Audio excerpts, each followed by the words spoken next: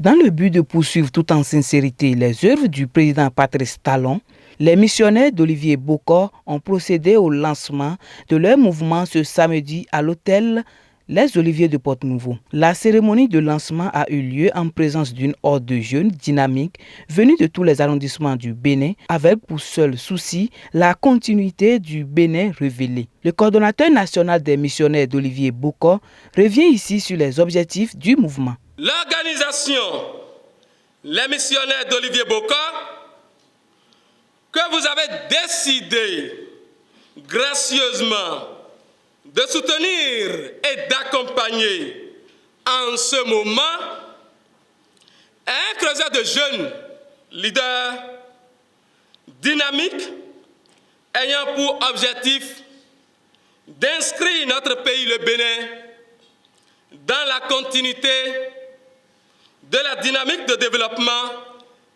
et de démocratie en cours depuis 2016. Tout en souhaitant la bienvenue à tous les membres présents, le président du comité d'organisation met la lumière sur les enjeux et les défis à relever. Dans cet environnement actuel que traverse notre cher et beau pays, le Bénin, et où une nouvelle histoire est en train d'être écrite depuis bientôt 10 ans, il est important que chacun de nous, en tant que citoyen de ce pays, s'inscrive dans une démarche non seulement de sauvegarde des acquis, mais également de la continuité de l'écriture de cette belle histoire. Le coordinateur national du mouvement a également fait savoir les raisons qui motivent réellement cette initiative patriotique. Aujourd'hui au Bénin, un nouveau vent de concorde, de progrès et d'espérance emporte chacun de nous.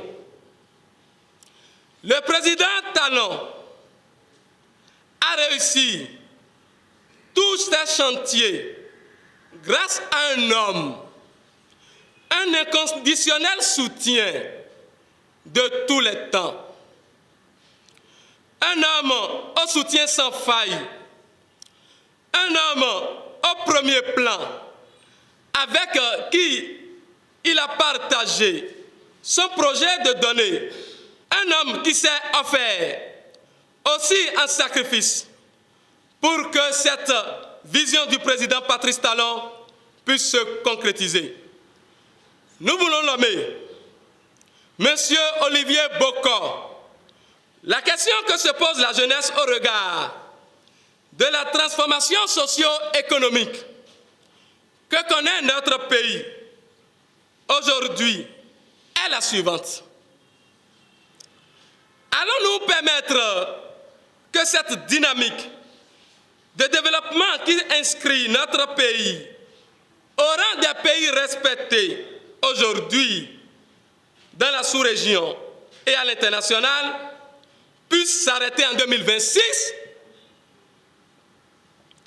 Les missionnaires d'Olivier Bokor veulent ainsi être le point de convergence de tous ceux qui pensent que l'effort de redressement de notre pays doit être promu par des hommes et des femmes capables et amoureux du pays. Tout comme le coordinateur national, les participants expriment ici leur motivation à soutenir cette initiative. La plus profonde motivation est que le peuple est soucieux de la continuité de tout ce que le chef de l'État, le président Patrice Athanase Guillaume Talon, a réalisé jusqu'ici.